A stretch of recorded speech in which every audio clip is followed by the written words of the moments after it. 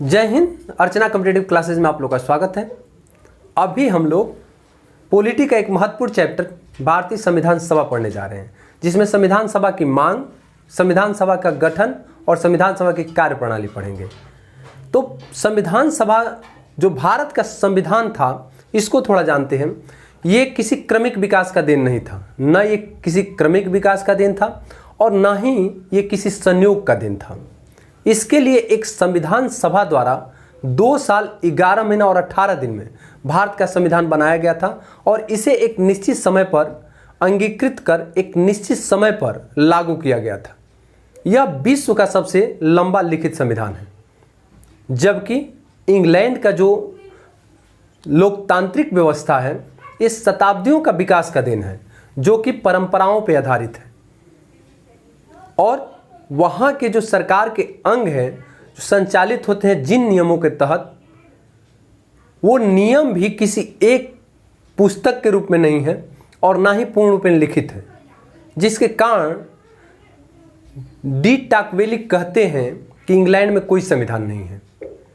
और अमेरिका के संविधान, जो कि विश्व के आधुनिक संविधानों में अमेरिका का संविधान एक ऐसा संविधान है जो एक सम्मेलन के दौरान, यानी 1776 में फिलाडेल्फिया में आयोजित एक सम्मेलन में उसका निर्माण हुआ था और जिसे 1789 में लागू किया गया था। और संविधान सभा की अब मांग को देखते हैं तो संविधान सभा की मांग स्वाधीनता की मांग में छिपा हुआ है। ठीक है, संविधान की मांग स्वाधीनता की मांग में ही छिपा हुआ है। उसके बाद 1895 में पहला 1895 में स्वराज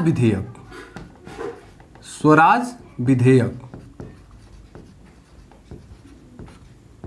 जो कि बाल गंगाधर तिलक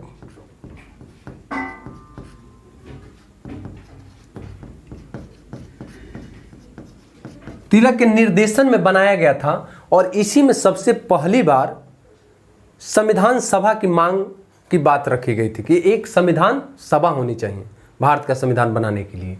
इसके बाद फिर 1922 में महात्मा गांधी ने कहा था कि भारत का संविधान भारतीयों के इच्छाओं के अनुसार होना चाहिए। क्या बोले थे कि भारत का संविधान भारतीयों के इच्छाओं के अनुसार होना चाहिए। इसके बाद फिर 1924 में स्वराज पार्टी के तरफ से मोतीलाल नेहरू ने संविधान सभा की मांग रखी थी। और 1934 में एम एन राय जो कि वामपंथ आंदोलन के प्रखर नेता थे और इन्होंने संविधान सभा की मांग की थी। फिर 1935 में कांग्रेस की तरफ से संविधान सभा की मांग की गई थी और 1938 में कांग्रेस के तरफ से पंडित जवाहरलाल नेहरू ने एक ऐसे संविधान सभा की मांग की जिसमें कहा गया था कि वयस्क मताधिकार के आधार पर चुनी हुई संविधान सभा होनी चाहिए। ठीक है, एक चुनी हुई संविधान सभा होनी चाहिए। इन सभी मांगों को पहले तो ब्रिटिश गवर्नमेंट इसके तरफ ध्यान ही नहीं दे रही थी और इन मांगों को निगलेक्ट कर रही थी, लेकिन द्वितीय विश्व युद्ध के दौरान उत्पन्न परिस्थितियों और जो अंतर्राष्ट्रीय दबाव बन रहे थे, उनके कारण अंततः ब्रिटिश गवर्नमेंट मान गई और एक 1940 में अगस्त प्रस्ताव प्रस्तुत की। 1940 में अगस्त प्रस्ताव, इसमें कहा गया कि भारत का संविधान भारतीयों द्वारा ही बनाया जाना चाहिए। इसके बाद फिर 1942 में क्रिप्स मिशन आया। क्या? Cripps mission. और क्रिप्स मिशन में सर स्टैफोर्ड क्रिप्स जो कि ब्रिटिश सरकार के कैबिनेट मंत्री थे और एक और मंत्री, 2 लोगों द्वारा के नेतृत्व में भेजा गया था, जिसमें कहा गया कि द्वितीय विश्व युद्ध समाप्त होने के बाद भारत की संविधान सभा लागू की जाए, भारत की संविधान सभा बनाई जाएगी, जिसे मुस्लिम लीग ने बहिष्कार कर दिया और एक अलग यानी 2 स्वायत्त राज्यों की मांग की कि भारत और पाकिस्तान होना चाहिए और दोनों के लिए अलग अलग संविधान सभाएं होनी चाहिए। अंततः ब्रिटिश गवर्नमेंट ने 1946 में कैबिनेट मिशन भेजा। कौन सा? Cabinet mission. और कैबिनेट मिशन ने जो 2 स्वायत्त राज्य की मांग कर रहे थे, क्या बोलते हैं आपका, मुस्लिम लीग, इसको तो मना कर दिए और दो क्या बोलते हैं आपका संविधान सभा, 2 संविधान सभाओं की जो मांग कर रही थी मुस्लिम लीग, इसको मना कर दिए, लेकिन कुछ ऐसे प्रावधान लाए जिससे मुस्लिम लीग संतुष्ट हो गई। ठीक है, तो इसको अब हम देखते हैं कैबिनेट मिशन। ठीक है, और कैबिनेट मिशन के संस्तुतियों के आधार पर ही, इसके संस्तुतियों के आधार पर ही जुलाई 1946 में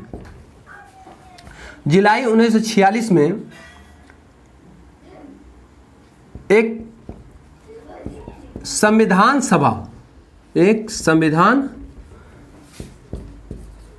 सभा बनाने की आज्ञा प्रदान कर दी गई और इसके योजनाओं के अनुसार 10 लाख की संख्या पर एक प्रतिनिधि, संविधान सभा का एक प्रतिनिधि चुना जाना था। एक प्रतिनिधि, क्लियर है?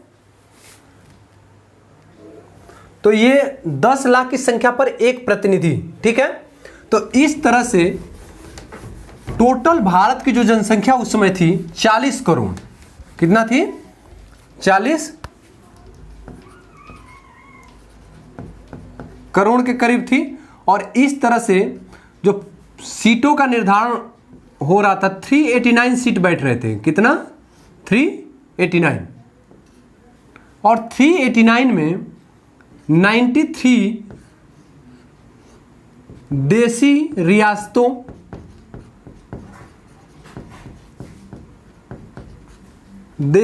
के सदस्य और 296 जो सदस्य थे ये ब्रिटिश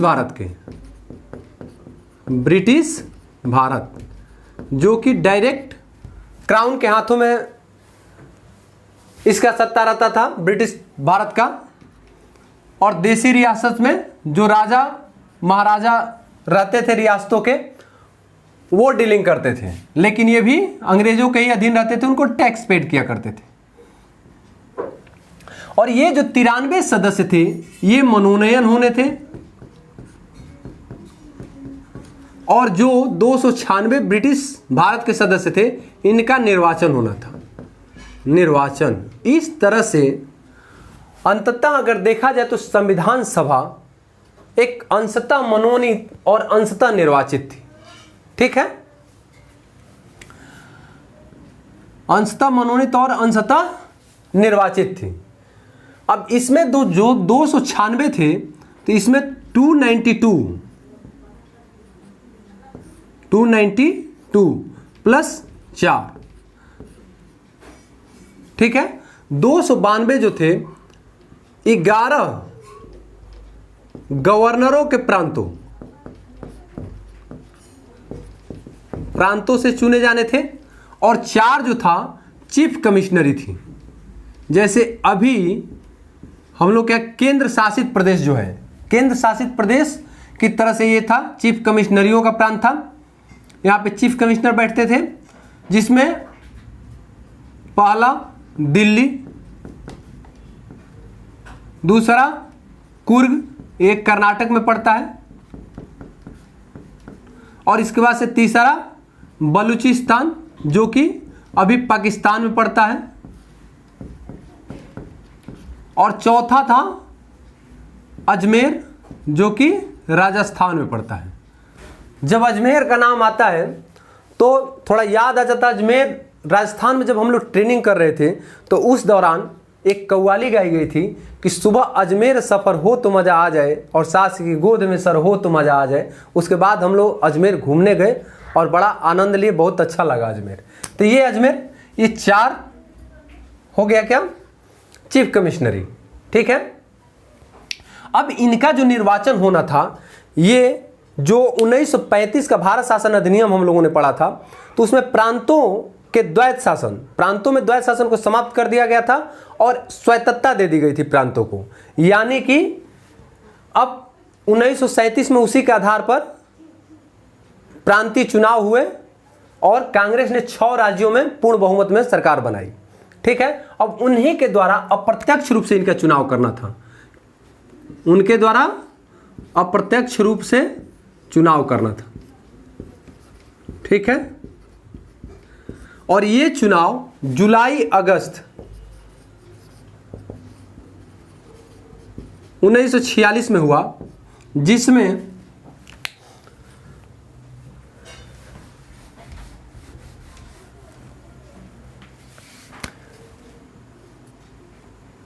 कांग्रेस को 208 सीट मिले,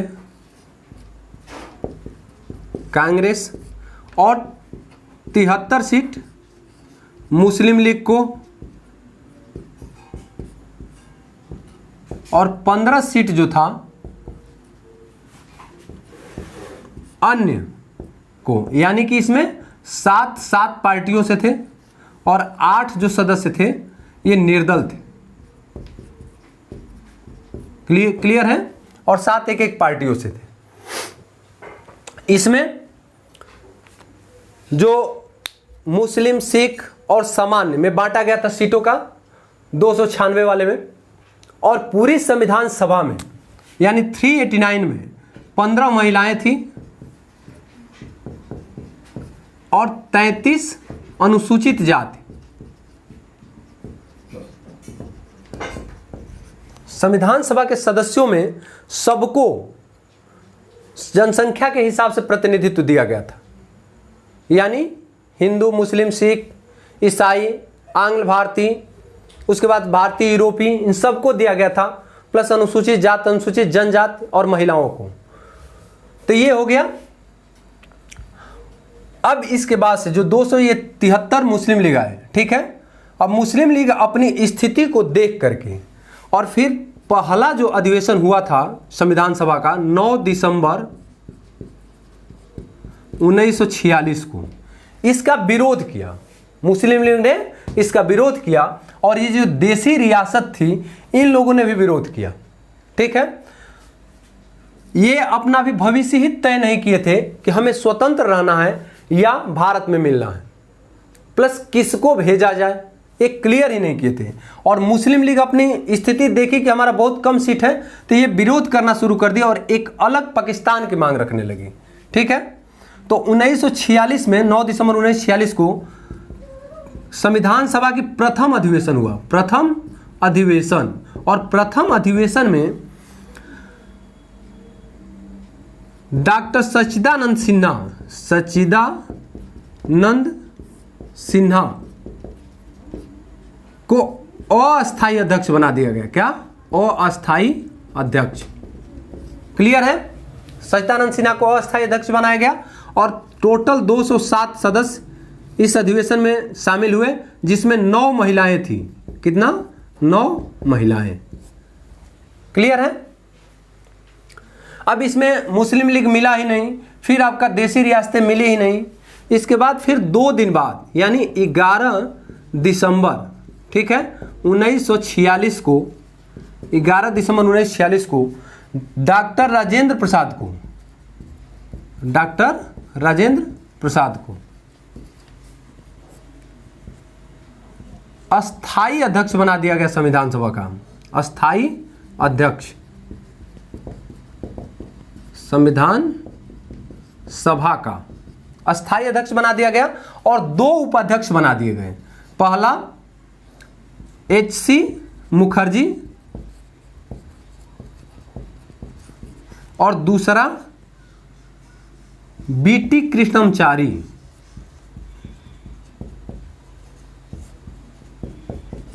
क्लियर है? ये 11 दिसंबर 1946 को हुआ था, जो डॉक्टर राजेंद्र प्रसाद को अस्थायी अध्यक्ष बना दिया गया था। ठीक है, और डॉक्टर सच्चिदानंद सिन्हा को प्रथम अधिवेशन में अस्थायी अध्यक्ष बनाया गया था, वो भी फ्रांस की तर्ज पर, और ये सबसे वयोवृद्ध नेता थे, यानी सबसे बुजुर्ग थे। अब इसके आगे हम देखते हैं, फिर 2 दिन बाद 9, 10, 11 दिसंबर हो गया। फिर 2 दिन बाद यानी कि 13 दिसंबर 1946 को, ठीक है, 13 दिसंबर 1946 को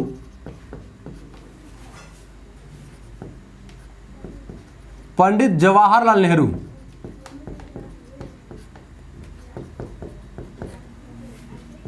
द्वारा ऐतिहासिक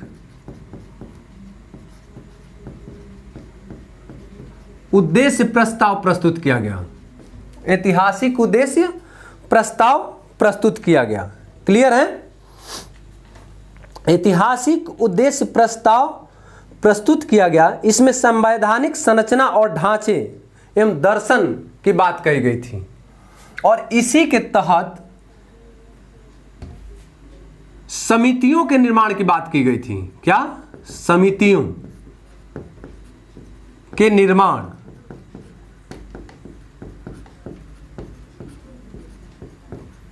की बात कही गई थी कि संविधान को निर्माण करने के लिए कुछ समितियां होनी चाहिए, जिसमें कुछ मुख्य समितियां बनाई गई, जिसका नाम मैं अभी लिख देता हूं। ठीक है, तो इसमें जो समिति थी, पहला संघ संविधान समिति, संघ संविधान समिति। क्लियर है? उसके बाद फिर संघीय संघ शक्ति समिति है, ये संघ शक्ति समिति। उसके बाद संघीय संविधान समिति, संघीय संविधान समिति। ठीक है, इसके बाद फिर राज्यों के लिए समिति, राज्यों के लिए समिति। और ये तीनों समितियों के जो अध्यक्ष थे, ये बनाया गया पंडित जवाहरलाल नेहरू को। किनको? पंडित जवाहरलाल नेहरू। ठीक है, तो ये राज्यों के लिए जो समिति थी, इसमें जैसे राज्यों का विवाद होता था, तो उसके लिए थी। और इसके बाद फिर चौथी समिति जो थी, ये मुख्य समितियां थी। ठीक है, तो चौथी समिति जो थी, प्रांतीय संविधान समिति और मौलिक अधिकार। प्रांतीय संविधान समिति और मौलिक अधिकार, मौलिक अधिकार समिति। ठीक है,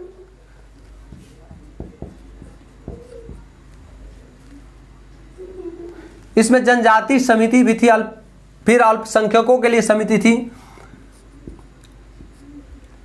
इन सबका जो अध्यक्ष थे, प्रांतीय समिति और ये सरदार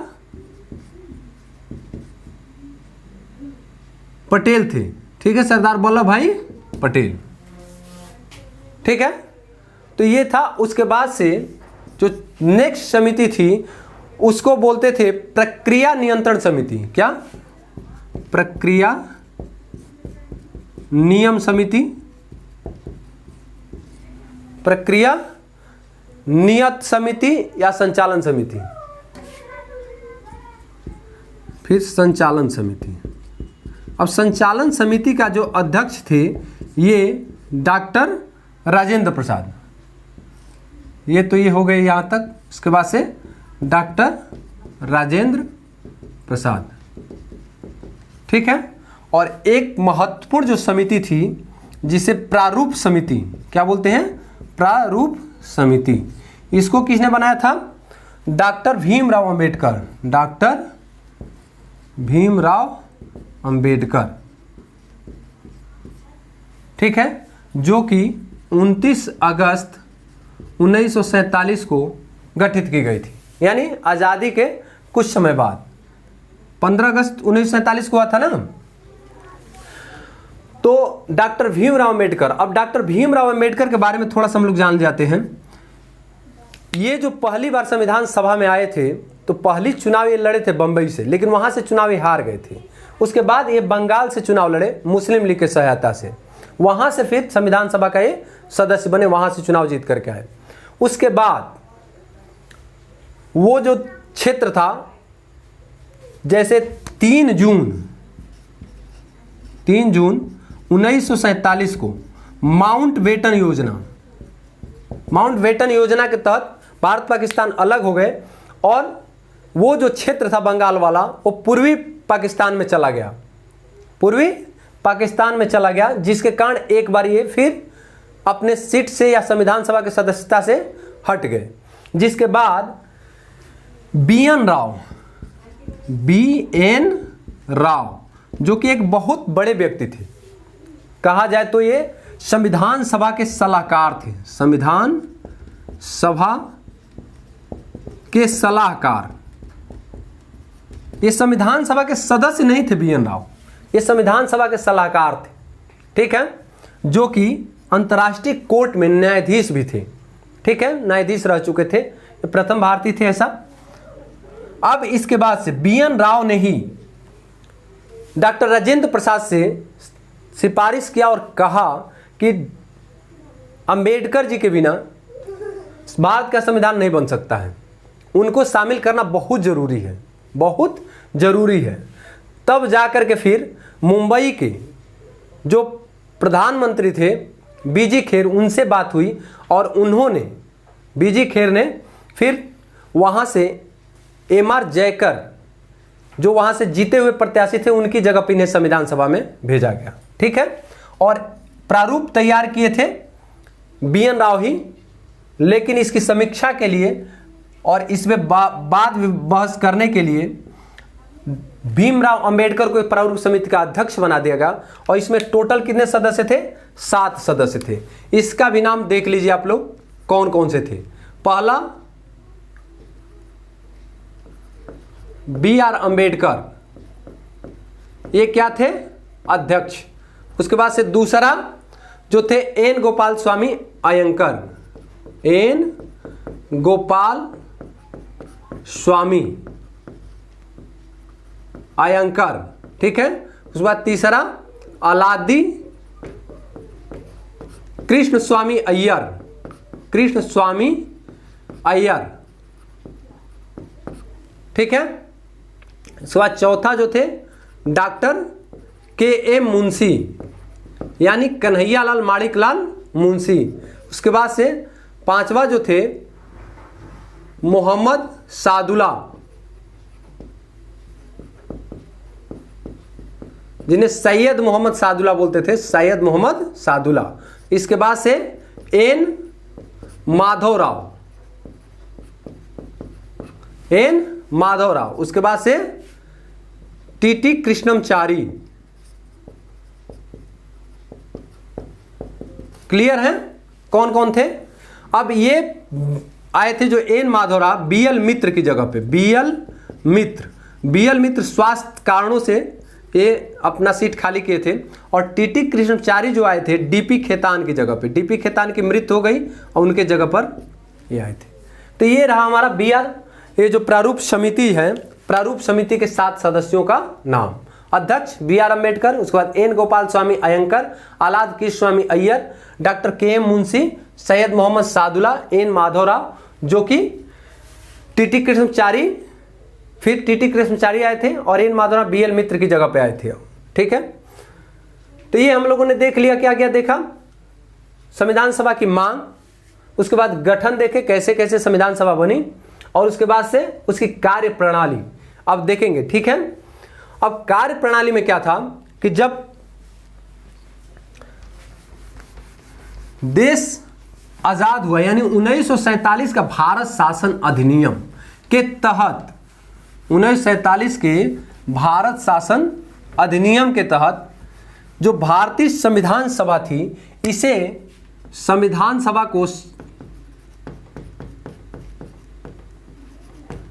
सभा को संप्रभु निकाय बना दिया गया। संप्रभु निकाय, यानी कि अब ये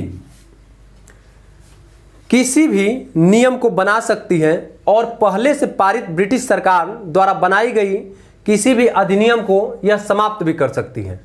यानी एक तरह से संविधान सभा क्या बन गई? विधायिका बन गई। अब दो कार्य इसके हो गए।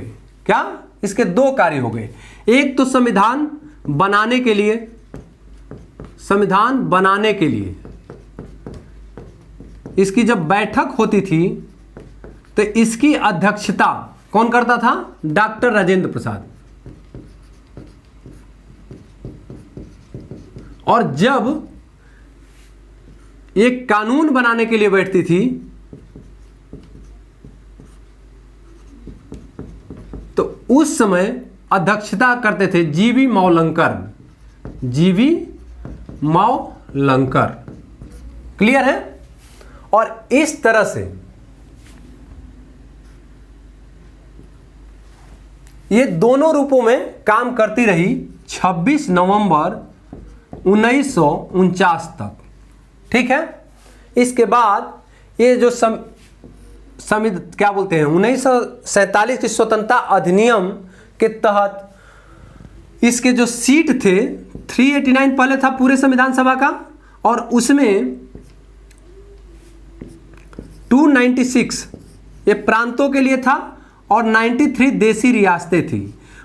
अब जब स्वतंत्रता अधिनियम पारित हो गया तो धीरे धीरे जितने भी रियासतें थी, रियासतों के भी लोग इसमें शामिल हो चुके थे। ठीक है? और इस तरह से जो भारत की संविधान सभा थी, तो भारत की संविधान सभा में 296 से 229 सदस्य बच गए थे और देशी रियासतों से 93 से 70 सदस्य। तो ये 229 प्लस 70 ये टोटल कितने थे? 299। ठीक है? और 299 में 284 सदस्य, कितना? 284 सदस्य संविधान पर साइन किए, संविधान पर साइन किए थे लोग। ठीक है? 284 सदस्य साइन किए थे, जिसमें पंडित जवाहरलाल नेहरू जो प्रधानमंत्री थे पहला सिग्नेचर किए थे और अंतिम सिग्नेचर डॉक्टर राजेंद्र प्रसाद किए थे। ठीक है? डॉक्टर राजेंद्र प्रसाद किए थे। अब हम देखेंगे, ये तो देख लिए कि संविधान सभा जो स्वतंत्रता अधिनियम के तहत जो भारत की संविधान सभा थी, अब पाकिस्तान के अलग हो चुकी थी, तो 299 सदस्य बचे हुए थे। अब कुछ अन्य कार्य थे संविधान सभा का, उसको देख लेते हैं। ठीक है? तो अन्य कार्य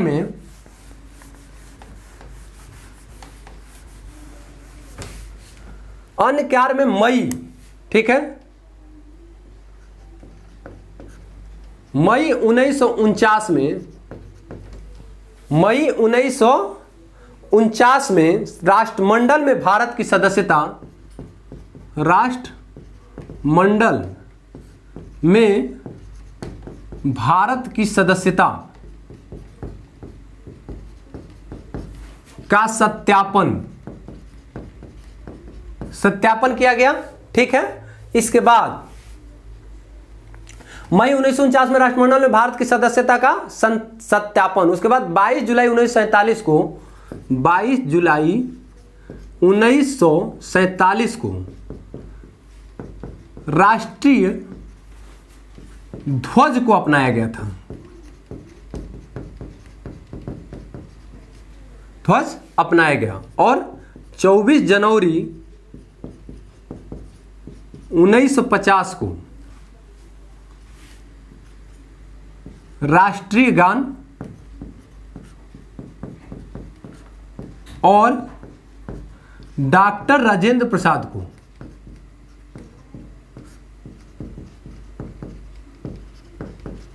भारत का प्रथम राष्ट्रपति को भारत का प्रथम राष्ट्रपति चुना गया।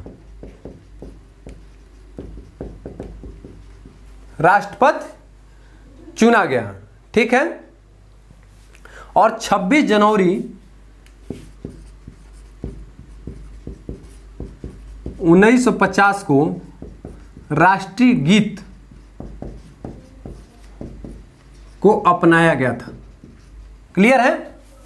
ये इसके अन्य कार्य थे संविधान सभा के, अन्य कार्य। तो हम लोगों ने क्या क्या देखा? पहला देखा संविधान सभा की मांग, उसके बाद से मांग के बाद गठन, उसके बाद कार्य प्रणाली, उसके बाद अन्य कार्य को देख लिए, ठीक है। तो ये रहा हमारा संविधान सभा। और इसमें इसके बाद फिर 26 नवंबर 1949 को 26 नवंबर 1949 को संविधान को अंगीकृत किया गया। संविधान को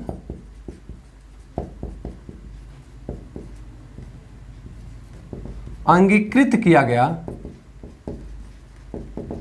और इसी दिन कुछ अनुच्छेद लागू किए गए, ठीक है। इसमें टोटल 15 अनुच्छेद थे। कितने? 15 अनुच्छेद। तो ये हुआ था। उसके बाद से 26 नवंबर 1949 हो गया। फिर 1950 26 जनवरी 1950 26 जनवरी 1950 26 जनवरी 1950 को संपूर्ण संविधान को लागू किया गया।